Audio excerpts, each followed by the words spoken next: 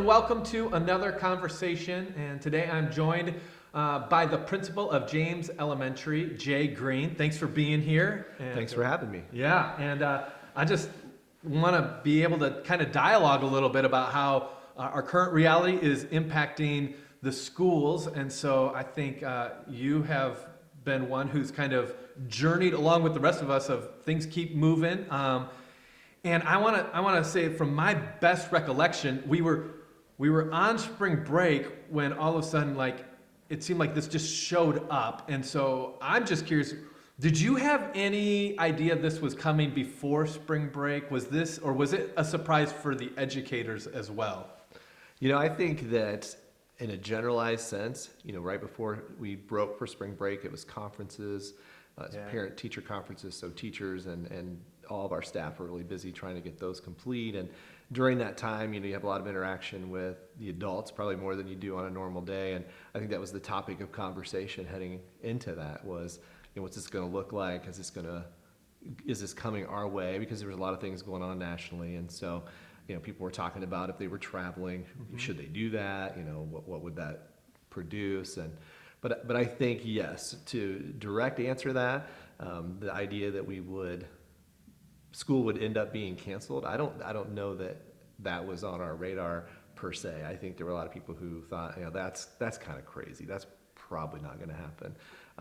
And then, yes, I think that it materialized pretty quickly into, what happened. There just seemed like every day there was something new that came down. And so as that rolled out and it was, hey, schools are going to close, that changed the conversation. Yeah, and so the idea was post-spring break, students would come back.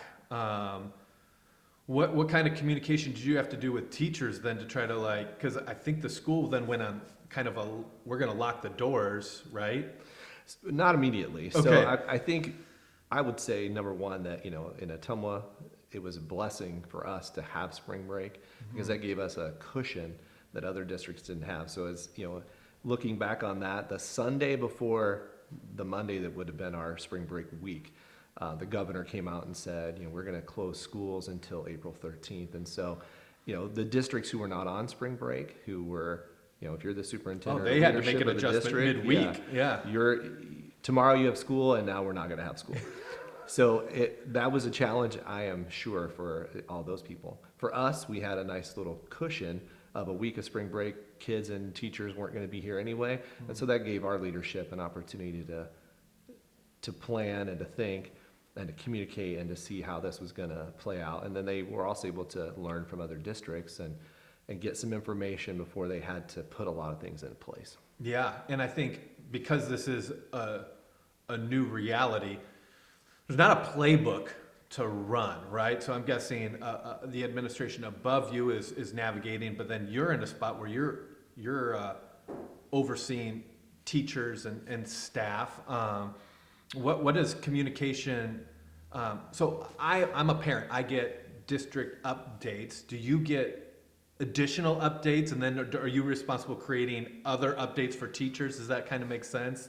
Sure. And so that first week as things were taking place, in our district, we're large enough that we have a whole leadership team at the central office level, and they were the ones handling that initially out of the gate. And so they were taking in, lots of information was coming from the governor's office, from the Department of Education for the state, and also, really from the president, who was coming on frequently and sharing information. And so all of those national and state entities were producing guidance and giving some direction. And yeah, there was no playbook for that. And so as that was taking place, it was really a scramble to try to figure out, what does this mean? And then what does it look like locally? And, education is so localized. And so, our school board and our superintendent, they have to make a lot of decisions that, most of what is coming to them is guidance. Yeah. And so as you look at guidance, it's like, well, what does that look like? How do we stand these parameters, but we still have to make decisions? Right, exactly. And so, the principal level involvement that first week was fairly minimal, as was teachers and the other staff. Everybody who really had a lot of questions, but we, again, had that window of time to kind of try to find our way. And so then the following week, as communication came to us, we had more time to then say, okay, now what's this going to look like as it trickles down, so to speak, to all the different staff. And so to answer your question, yes, as the information would come to us, then we would have the opportunity to say, okay, now this is what I need to share. These are the people I need to share it with. So communication is really such a critical component during this time. So on that Monday, was it communicated well enough? Like, did any parents show up or anything, any kids? Like, because sometimes communication doesn't travel. I talked to someone where I said, there's not church tomorrow. And they're like, why, what? And it was brand new. I mean, now it's quite known, but I think early on, people were still missing what was going on. Did you have any situations like that? To my knowledge, no. Okay. And so we weren't physically in the building on that day. Uh-huh. And so, I can't tell you definitively that no one did, but I think, as far as I know, that communication was very effective and that everyone seemed to get that message. And, as you point that out, if it's a snow day or something that's more sudden, we will have occasionally people who haven't gotten that message and, come in and just aren't aware. But I think in this situation, it was communicated very well. And to my knowledge, people were very aware of what was happening. So I've got a lot of friends that are teachers and they're getting comments like, oh, isn't it nice? You're getting like an extended spring break. And overwhelmingly, they hurt for the kids that are in their classroom. I feel like what I'm hearing is there's a longing to be in the classroom, to be in education. How do you encourage morale in a teacher workforce that's kind of stripped from their purpose, right? I think as a leader, my job is to kind of remind people of what we're going for, and all of a sudden that changed. How are you kind of stepping into that a little bit? Sure.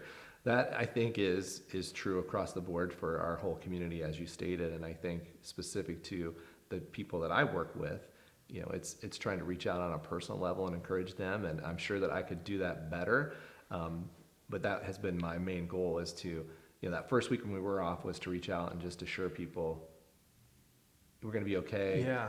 We love you guys. It's more of a personal thing that's, not about what work we have to do and what's going to happen with our day-to-day interactions, but more of just, I care about you personally, and we're going to get through this together.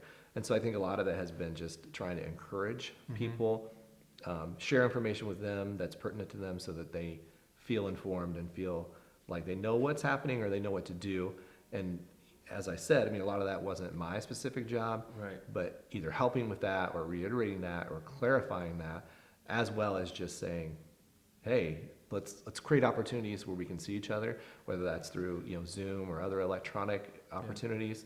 And yes, teachers really miss their students, miss their families, and really were hungry to be able to reach out to them and try to connect. And so again, technology has played a great role in that, so that people are using different either apps or the emails or whatever they can, Facebook, to try to just let people know, hey, we're here, we care about you. I know in our building and other buildings, and I've seen other districts as well, teachers have created videos.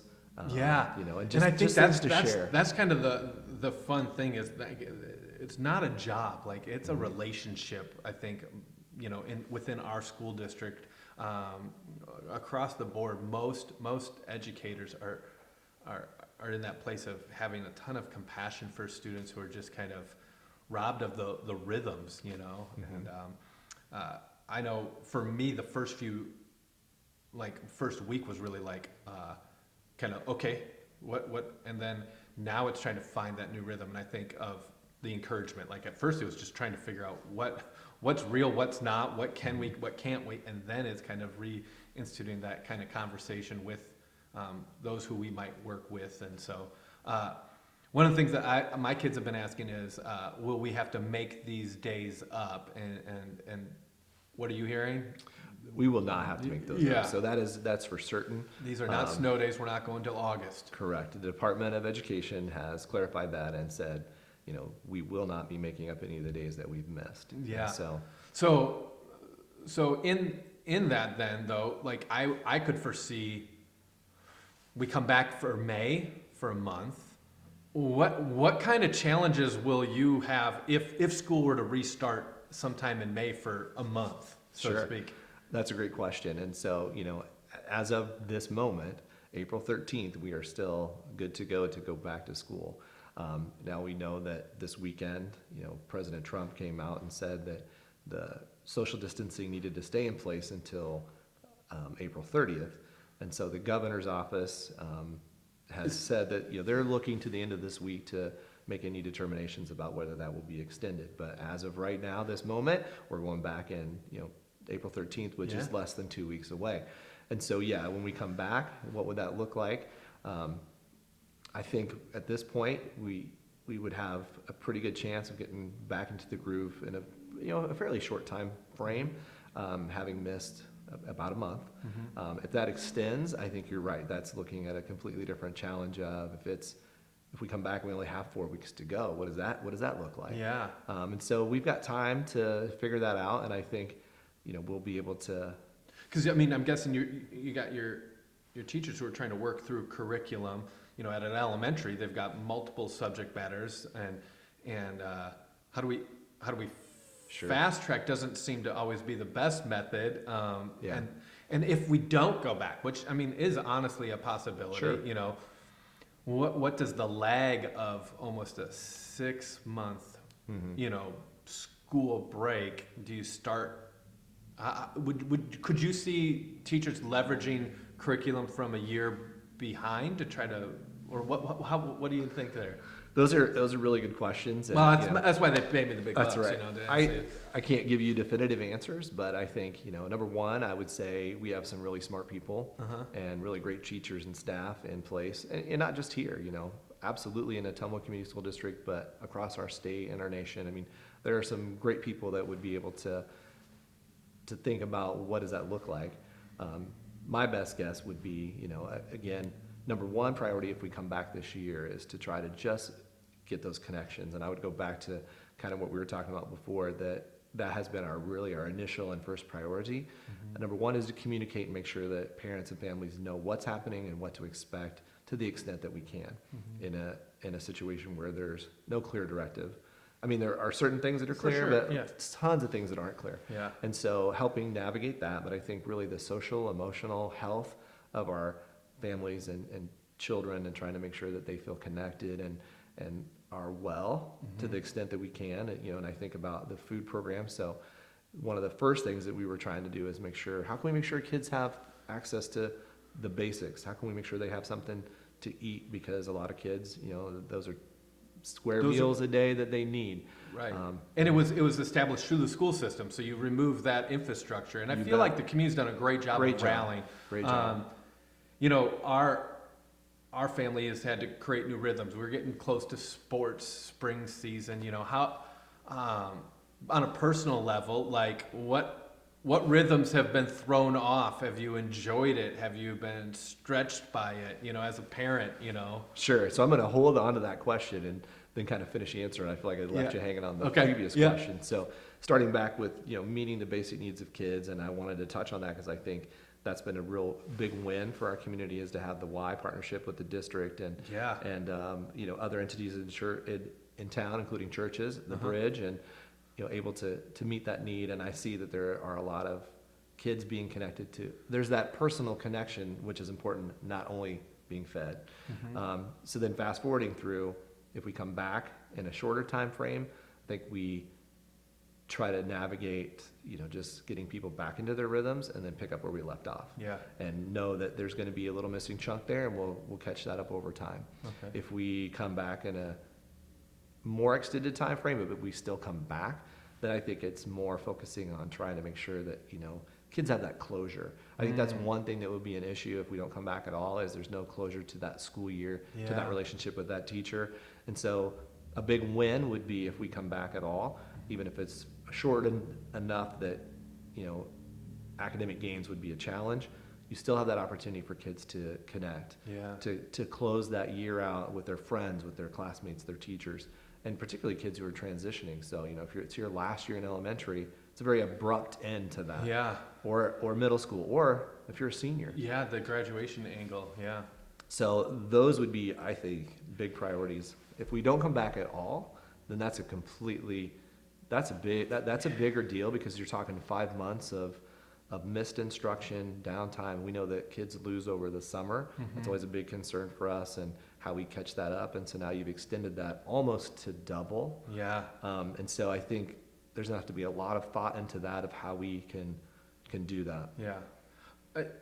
Am I the only one who's wondered, back in my middle school and high school days, I kept food in my locker. Do you think we'll come back to any surprises in the middle school or high school of smells or new growth? Sure. Maybe there's a remedy of scientific nature. There could definitely be some things. I can think back to an experience when I was teaching at the middle school, and there was a student who left a specific sandwich in their locker that's quite a story. So yeah, you don't know what you're going to find when you get back in there. So. All right, hey, with just a few moments that we got left, tell me a little bit though, like your family, how have Sure. you guys kind of juggled this? Because I think we're all trying to learn from one another, and so I'm sure you've got a tight ship of education going at your home. Oh yeah, we've got minute by minute. Everybody's accountable. Yeah, you got a bell that you're You in. bet, Yeah.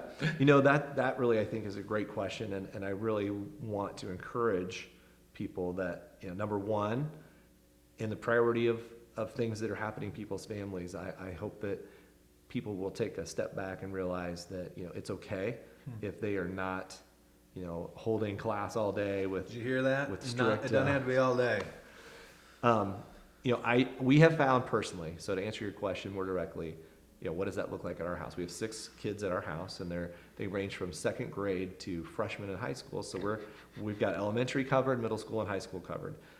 We have kids in 2 different districts, and so we're experiencing what that looks like with some different expectations, for different buildings. We actually have students in 3 different schools systems. Yeah. And so we're getting to see a pretty broad perspective on that. And I think what we have found is that balance is really important. We have found that structure is really important. The first few days, I think it was kind of like a long weekend, and if everybody was kind of doing what they wanted to do, and we found that was fun for a while, but it wasn't very effective. Yeah. And we put into place just some simple things to make our day structured. We made a schedule, and we don't stick to that with an iron fist, but Right. it just gave some direction to everyone in the house. Yeah. Hey, this is what you can expect, and this is kind of things to focus on. So we've taken it as an opportunity to spend more time doing things like a family devotional time, which is something that really in our schedule before we didn't have time to do. And so we've really enjoyed that. Yeah. We've also taken it as an opportunity to do other things with the kids that we also found we didn't have time to do. So we've been doing driver's ed for our 2 oldest, which has been great. They need that time and that experience, and it's just a fun time to hang out with them. We've done some cooking with the kids, and that had interest in that. And I think that if we have an extended break, there are many other things that we could pull into that. Just some life skills. We've talked about how do you change a tire? How do you check a tire's air pressure? And those are just examples, but there are practical things that I think you can teach kids that they might not be getting at school, and they probably don't always get at home because margins don't are have too time. tight. Yeah, margins is now actually on our side. Yeah. If there's a parent watching and they're a little bit stuck on what they could access for curriculum. Sure. I'm sure things have gone out. What would you advise someone, depending on obviously the age of their kid and what grade? What would you say are some really good go-tos? You bet. And so in our schedule that we were able to create, we did build in academic time, and it's not exhaustive. It's not, I wouldn't say that it's super difficult in the time frame of it, but I would say, so for Atumwa Community School students, our district website has all the resources that they need. Okay. So if they just go on the internet and they go onto the district website, they can be directed there to resources that they can use. And okay. So our students in elementary have an application that's called Clever, and really it's just a housing for all kinds of different applications. So okay. Teachers have put apps in there, different curricular resources in there, and students can go there, and that's kind of their home base, okay. Where they can find all of those things. And most of those would be things that they're familiar with from school. And so there are things that they were using in the classroom. They should have a password already.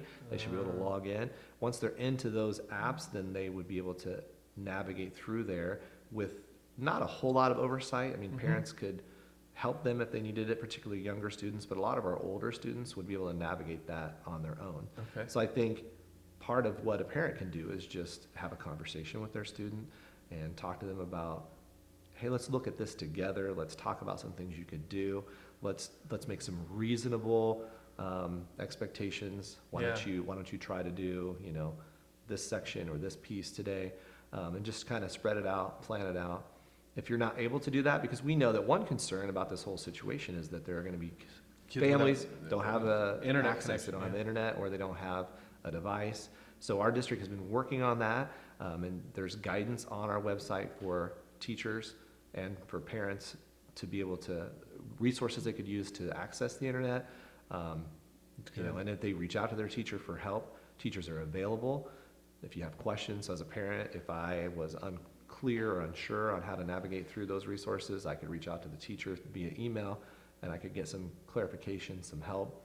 Yeah, and students could do that as well. I've been encouraged by, we've had some teachers reach out and kind of just even make us aware of what they know is going to be helpful for us during this time. So sure, I know that other districts around might be doing that a little bit differently, but I would say it's all a similar theme. Districts are working really hard to provide resources, support through their teachers, and some guidance without an expectation that you have to have XYZ completed, right? Without an expectation that if you can't or you're unable to, because one thing I think we have to consider too is there are a lot of people. We're in a fortunate place as educators where we're off. And fortunate is a relative term in this situation. For sure, yes. But we know that there are people who are essential workers that are continuing to go to work, so they're not at home to help navigate that any more than they would have been if it was a regular school day. So kids would be responsible to do that. And so most of those resources are things that, as I said, they would be familiar with. They would be able to navigate independently for the most part. But I would say, if all else fails, if you have books at home, if you have your student, read 20 to 30 minutes every day, that's a win. That's a huge win. Yeah. Talk and to make that even a richer and better experience, talk to them about what they read, ask them questions about what they read, read together. So you can never go wrong with that, and that's true whether this is taking place or not. And so to add to that, I think you could find practical ways to do some math. You could find practical ways to do writing. Write a thank you letter to somebody in your community. Write a letter to your grandparents or somebody that you don't normally have time to do. So I think you can do some things that are really basic. It doesn't have to be complicated. Right. I think it can become overwhelming as education's moved so quickly with so many different avenues. It's kind of become a reminder, like, hey, let's keep the main things here, and that's good. So, well, hey, Jay, I appreciate you spending some time with us and updating us on what's going on, and thank you for joining us with this conversation. You bet.